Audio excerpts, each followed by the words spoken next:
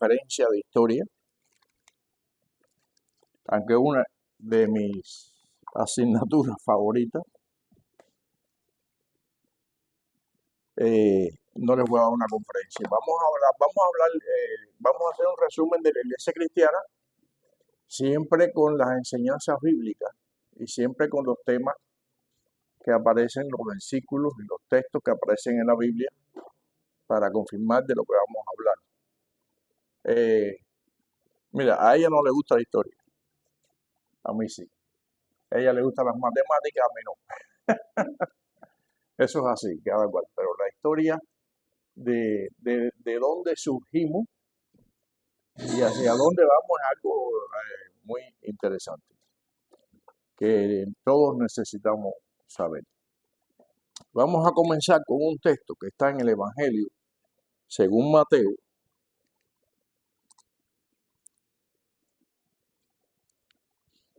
Mateo al final, capítulo 28, versos 16 a 20. Este pasaje, los que los tengan, se podrán ver, darse cuenta de que este pasaje es titulado, de 16 a 20 del capítulo 28, se titula La Gran Comisión.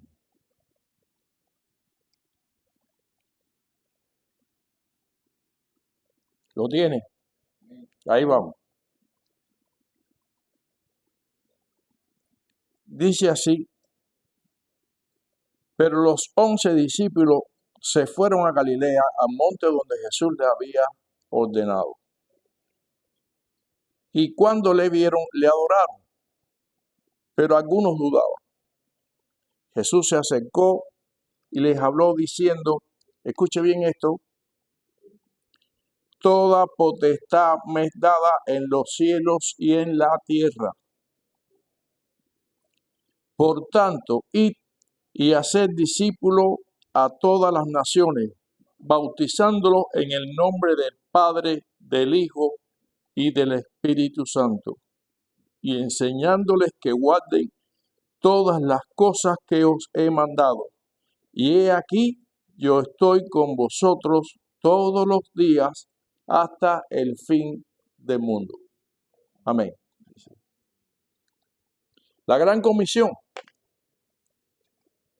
Comenzamos, esto es una clase de historia, no se lo olvide, vinculada a la palabra de Dios. ¿Ustedes creen que esta comisión que Jesús hizo aquí al despedirse de sus discípulos solamente está involucrada para sus discípulos? Esto es una comisión para la Iglesia universal, para la Iglesia universal de Jesucristo. Pero miren qué promesa más bonita. En el verso 18, Jesús se le acercó y le habló diciendo, toda potestad me es dado en los cielos y en la tierra. ¿Qué significa esto? El Señor está encomendando su iglesia a una misión universal, pero les está diciendo a la iglesia que Él tiene toda la potestad,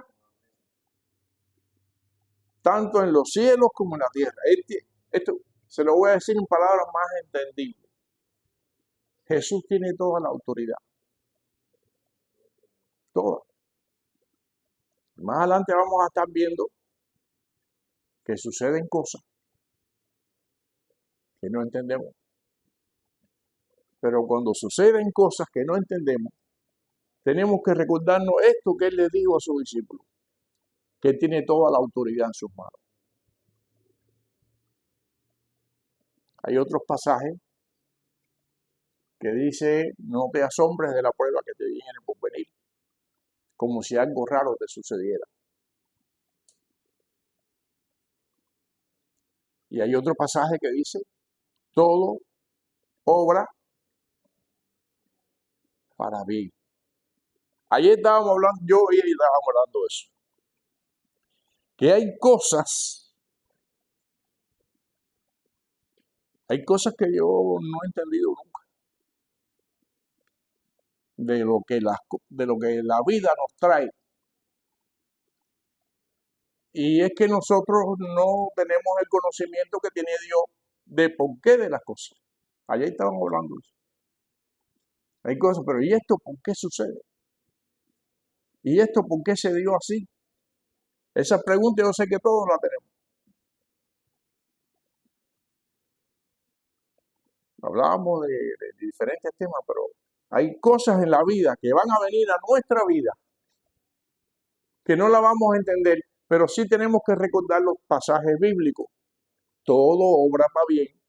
Y recordar que Jesús, que es el capitán de la iglesia, el timonel de nuestra vida, tiene todas las potestades en su mano.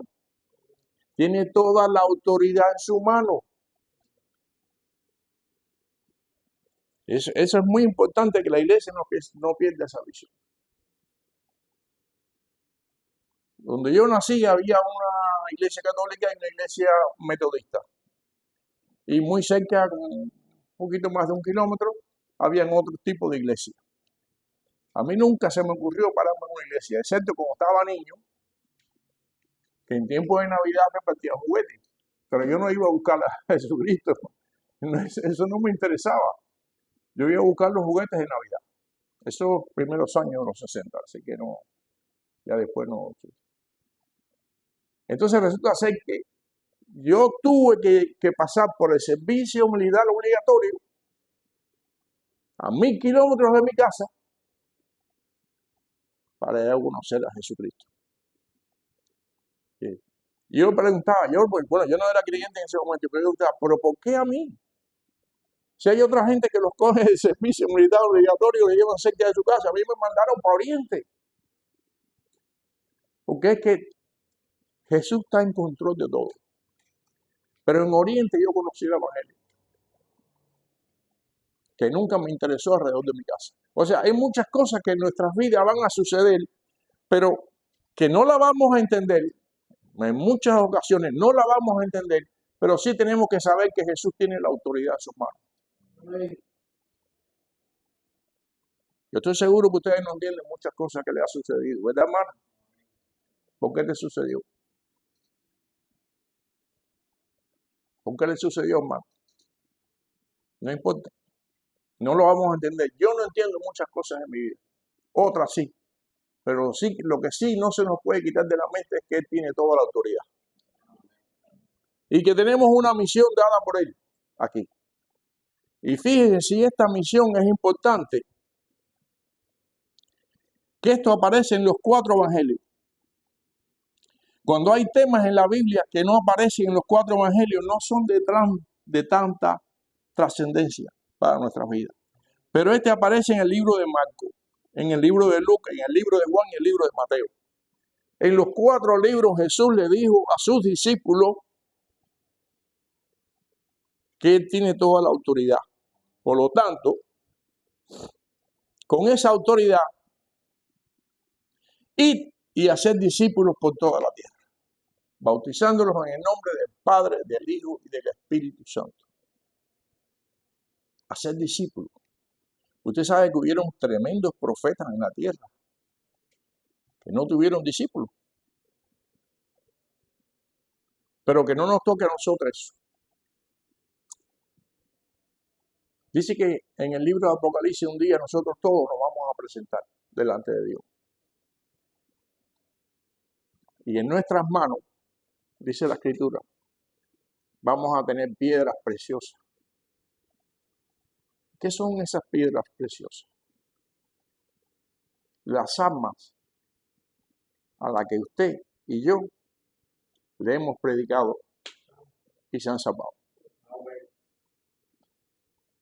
Yo quisiera presentarme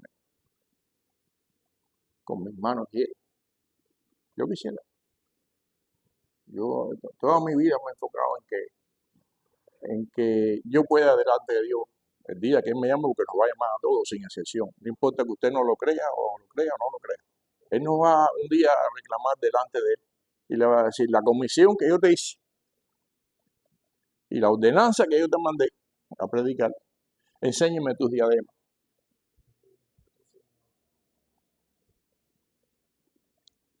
Yo sé que todo, no es de todo, predicar o enseñar, eso no es para todo, pero hablarle a tu hermano, a tu familia primero, a tu gente primero, hablarle a tu compañero de trabajo, a tu vecino. Para eso no hace falta ser maestro, ni pastor. Llevarle la semilla del evangelio para que el evangelio prenda en esa vida y tenga la oportunidad que Él nos dio a nosotros. Eso es una comisión, hermano, para todo el mundo. Miren, hay otro pasaje. Vamos a verlo, vamos a buscarlo.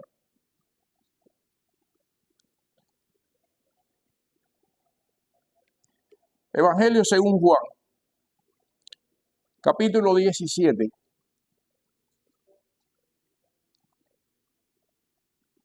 Del 1 al 20. A ver quién lo tiene.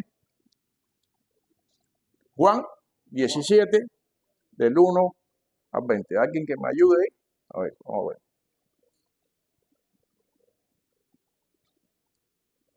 Juan 17.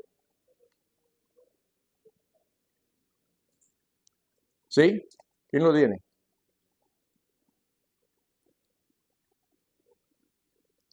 Sí, hermano, ¿lo tiene? ¿No? Ah, que está viendo de afuera. Dime. Dale.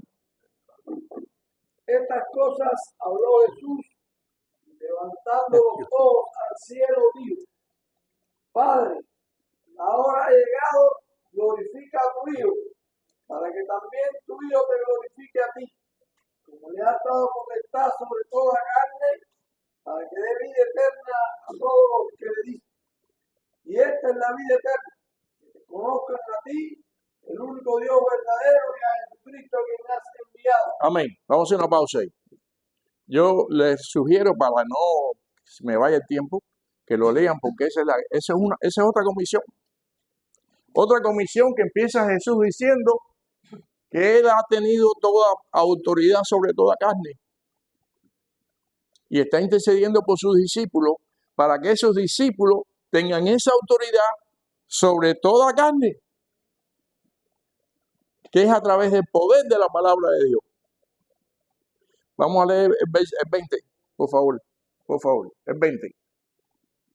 De cierto, No, verso 20, aquí. Ahí mismo 17, 20.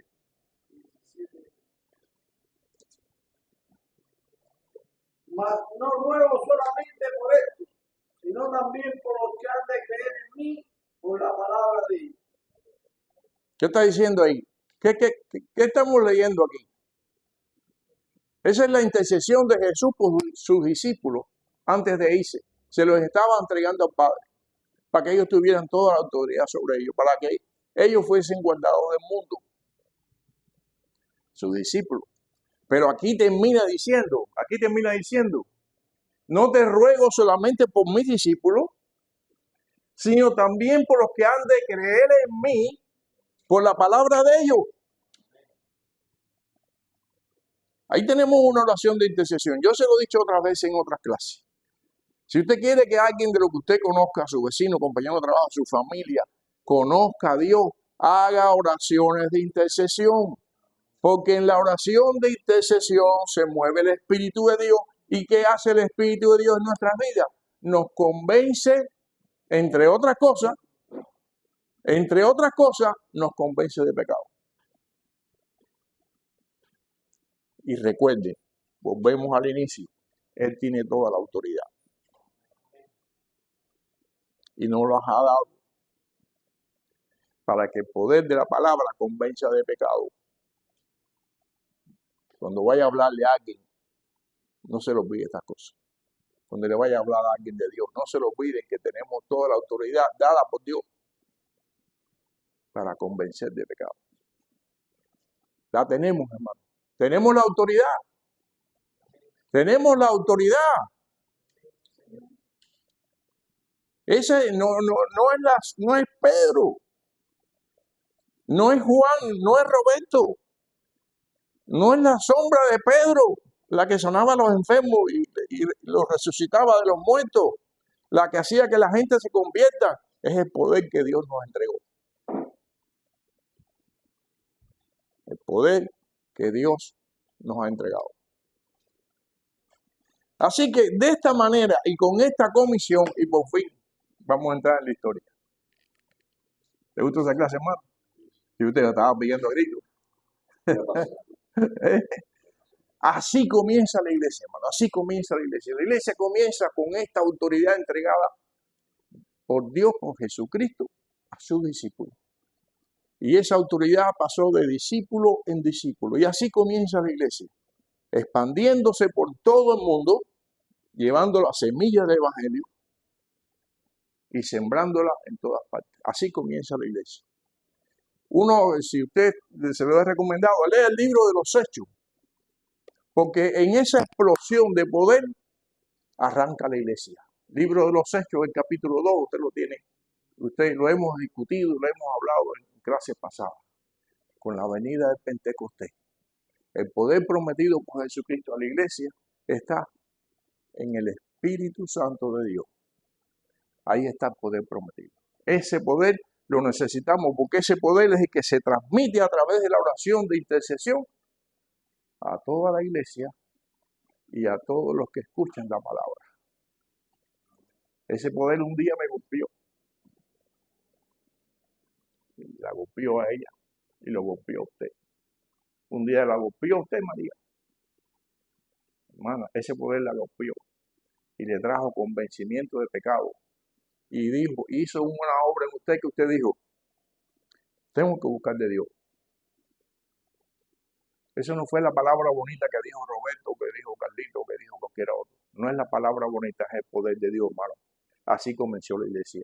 Y ese poder tiene que mantenerse para que la iglesia siga cumpliendo la gran comisión. Poder de Dios, hermano, a través del Espíritu. Poder de Dios a través del Espíritu. Poder de Dios que se manifiesta en la palabra y se manifiesta en los milagros. ¿Verdad, hermano? Dios hizo muchos milagros conmigo. Con usted lo está haciendo. Y con usted. Ese es el poder que Dios le transmitió a sus discípulos y ha pasado de generación en generación. Y así comenzó la iglesia. Un tsunami de poder. Una explosión que se expandió por todo el mundo. Y enseguida, todos esos cristianos que escucharon la palabra, prosperaron. Se hicieron ricos. Andaban en limusina. Montaban aviones. Barcos de lujo. Tenían grandes negocios. Hermanos, así. Yo no sé de dónde escucharon la gente que anda por ahí diciendo eso. El evangelio de prosperidad. Pero yo le voy a leer otra cosa aquí. Le voy a leer aquí unos datos interesantes.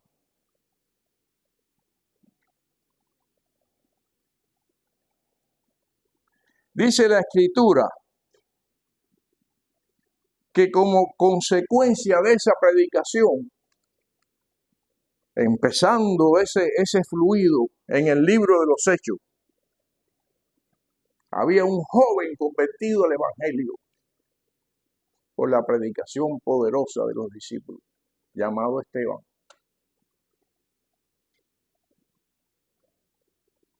Quítese de la cabeza ese tema de prosperidad. Eso no existe. El evangelio es pureza, abnegación delante de Dios. Y si Dios te bendice, amén. Pero si no te bendice, no creas que tú estás lejos de Dios. Siempre nos va a bendecir. Refiero a riqueza. Porque hay otro pasaje que dice que la raíz de todos los males es que no es el dinero. No es el dinero, no es malo, el dinero es bueno. Sí, el dinero va y viene, lo que hay que saber por dónde pasa. Ahí está la cosa. El amor al dinero. Entonces, quítese eso de la cabeza, eso no existe. Pero había un joven. Exactamente. Había un joven convertido a esa predicación que se llamaba Esteban, libro de los Hechos. Y estaba tan ferviente en el espíritu tan ferviente en el espíritu, lo que le cayó mal a las autoridades y a mucha gente. Cuando escuche esto es entre paréntesis, cuando usted tiene el espíritu de Dios, usted tiene en su cuerpo y en su rostro un semblante diferente, porque eso le hemos hablado, ¿verdad? Muchas veces. Y cuando usted tiene esa marca de Dios en su vida, usted le va a caer mal a mucha gente. No se lo olvide eso. Oye, ¿por qué el profe nos va a... Si nosotros estamos haciendo algo bueno? Porque el mundo no pertenece a Dios. El mundo habita en las tinieblas y nosotros en la luz. Y cuando usted alumbra por el Espíritu de Cristo, usted no le va a caer bien a mucha gente. Y eso le pasó a Esteban. Y sí, incluyendo, no, a mucha gente, incluye a la familia. Pero si yo no hago nada en el trabajo, nada malo para destacarme, ¿por qué esta persona no me tolera? Eso no tiene que ver, hermano, porque la luz de Cristo vive en su vida. Y le hace a usted y a mí diferente.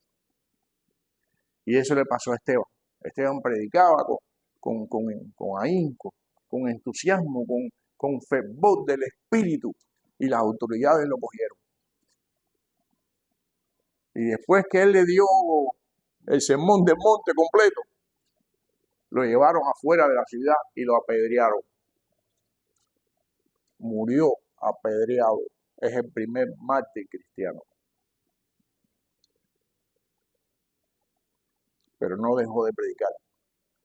Cuando ya se veía que estaba ya agonizando por las pedradas que le daban, miró al cielo y vio al cielo abierto y a Jesucristo a la diestra de Dios. Y le dijo, Padre, recibe mi espíritu. Pero no dejó de decir lo que tenía que decir. Nunca ha sido de prosperidad el evangelio, de prosperidad espiritual, no material. Quítese eso de la cabeza. Ese hombre murió a pedrada limpia. ¿Y sabe quién estaba en la escena? Porque eso fue un crimen terrible. ¿Quién estaba en esa escena contemplando la muerte de ese mártir cristiano? El apóstol Pablo, que en ese momento era Saulo de Tarso, que tenía cartas en sus manos para perseguir a la iglesia, como ha estado haciendo la gente que vive en tinieblas hasta los días de hoy. La iglesia ha sido perseguida toda la vida, en unos lugares más, en otros menos, pero toda la vida nosotros le hemos caído mal al mundo, con una razón. No somos de este mundo. Ahora, usted va a ver que esto no tiene nada que ver no tiene nada que ver con prosperidad.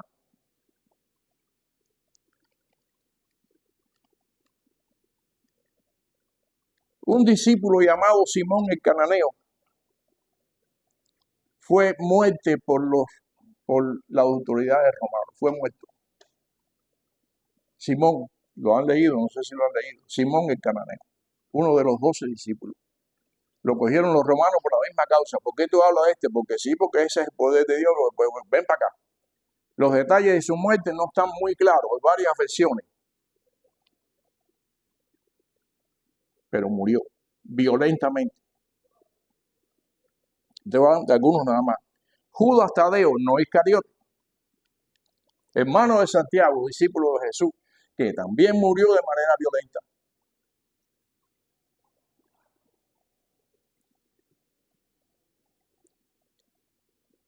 ¿Saben por dónde andaba? Él es judío, en Israel, andaba por el Líbano. Y ahí lo cogieron, lo apedrearon y lo mataron. Santiago fue martirizado, el hermano de Judas Tadeo, fue martirizado en Jerusalén hasta que murió. Generalmente en Jerusalén se sabe de qué morían la gente cuando hablaban cosas que los judíos no querían oír. Morían apedrados. Mateo, ¿se acuerdan de Mateo? Que acabamos de leer el libro de él. Cobrador de impuestos. Murió en Etiopía. ¿Y qué hacía Mateo en Etiopía? Cumpliendo lo que su maestro le dijo. Ir por todo el mundo. Y así uno por uno.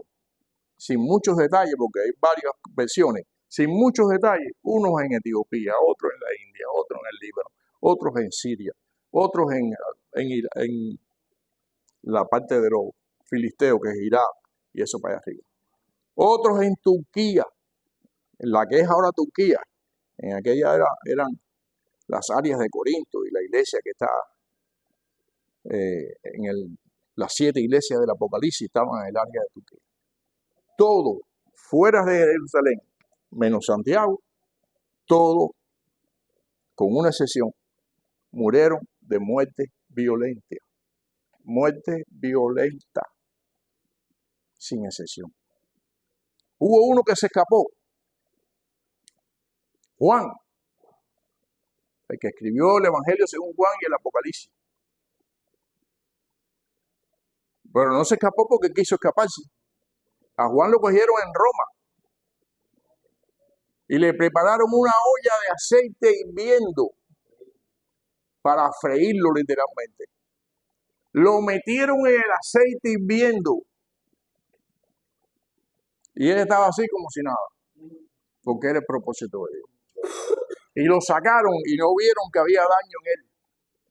Entonces, parece que ellos se espantaron. Pero esto no está normal. Esto es raro, esto está muy raro. El aceite hirviendo y no le pasa nada. No. Mira, mejor vamos a dejarlo tranquilo. ¿Dejarlo tranquilo? No. Lo metieron en una isla desierta.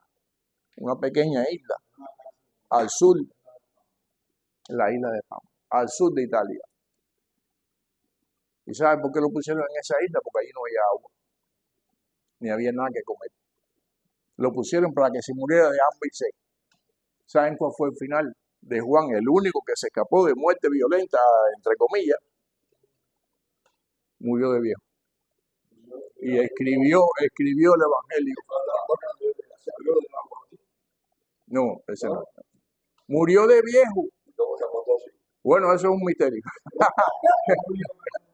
A ver, mira, eso tiene el mismo misterio. El mismo misterio. Cómo los israelitas vivieron 40 años en el desierto, entre Egipto e Israel. 40 años dando vueltas en el desierto. Desierto, en ese desierto, tú sabes lo que es un desierto. En ese desierto no hay agua, no hay comida, no hay más de plátano, no hay más, ahí no hay nada. Y el Señor los guardó por 40 años. 40 años, hermano. Dios ha prometido guardarnos. Una promesa. Porque tiene toda la potestad. Pero esa historia de que usted, si no es rico y próspero, no es porque usted tiene problemas con Dios, eso es mentira. Eso es mentira. La historia de la iglesia cristiana demuestra que esa predicación es anatema, es falsa, es apartada de Dios, porque la historia cristiana narra otra cosa. Y así se expandió el Evangelio por todo el mundo, con muertes violentas. El mismo apóstol Pablo, que vio morir a Esteban, cuando se le apareció Jesucristo camino a Maús, se quedó ciego. Y después lo entraron en Damasco. Y ahí recibió el Espíritu de Dios. Y ese apóstol, como que le dijeron, le pasaron la cuenta después. Hay una lista tremenda. Sí. Él no escapó de esa muerte.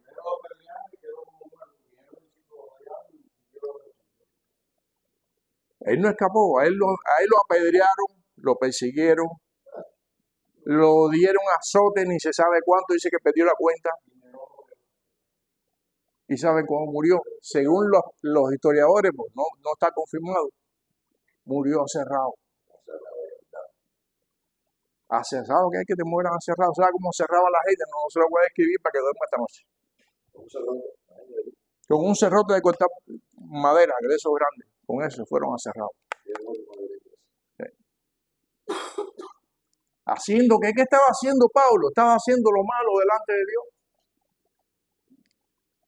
Estaba cumpliendo lo que le había ordenado su Señor, predicando el Evangelio.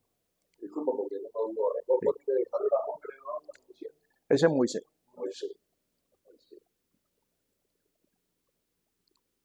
Así comenzó la iglesia cristiana, expandiéndose en Egipto, en la India, en Pakistán, en Turquía, en todos los lugares los discípulos, a pesar de la persecución y la muerte que le causaron a muchos, incluyendo los discípulos de los discípulos, que fueron muchos a Roma a predicar el evangelio, porque él en ese momento el centro del imperio, y cuando se daban cuenta que era cristiano, ¿sabe cómo se entretenían los romanos en el circo romano con los cristianos? El pueblo de Roma se entretenía echándole a los cristianos a los leones para que los despedazaran en público. Y a otros los amarraban en un palo para alumbrar de noche. Lo embarraban en brea y le daban candela, hermano. No es locura. Eso es alucinante. Eso es alucinante. Pues así comenzó la iglesia. Ese fue el inicio de la iglesia, con fuego y con sangre. La siguiente clase se va a poner mejor, porque ya se nos acaba el tiempo. A pesar de esa persecución sangrienta y que llevaba a la muerte a los discípulos, la iglesia crecía y crecía y crecía y se expandía. Se expandía la iglesia. Reuniéndose ¿dónde? No, porque nadie quiere morirse. Yo estoy preparado, pero no quiero, no estoy apurado. ¿Tiene apuro, hermano? No, estamos preparados. Cuando toque, bien, ya yo estoy preparado, pero no tengo apurado. ¿Sabe lo que hacían esos discípulos, muchos de ellos en Roma, en distintos lugares? No había iglesia como templo, ¿ok? Las iglesias que existían fuera de Israel eran templos paganos. Y allí no podían ir a hablar de Jesucristo. Tampoco menos, en la sinagoga menos. Podrías morir apedrado. Se reunían en las casas, Robert, como la tuya ahora aquí. Así empezó. Otros en cuevas, otros escondidos aquí, otros en catacumbas. Las catacumbas eran cuevas, donde enterraban a las personas. Tenían que reunirse clandestinamente para seguir predicando la palabra.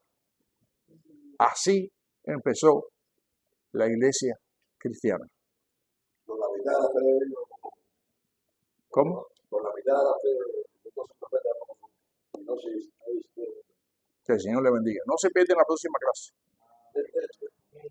Porque vamos a ver qué hizo el imperio romano con esos cristianos.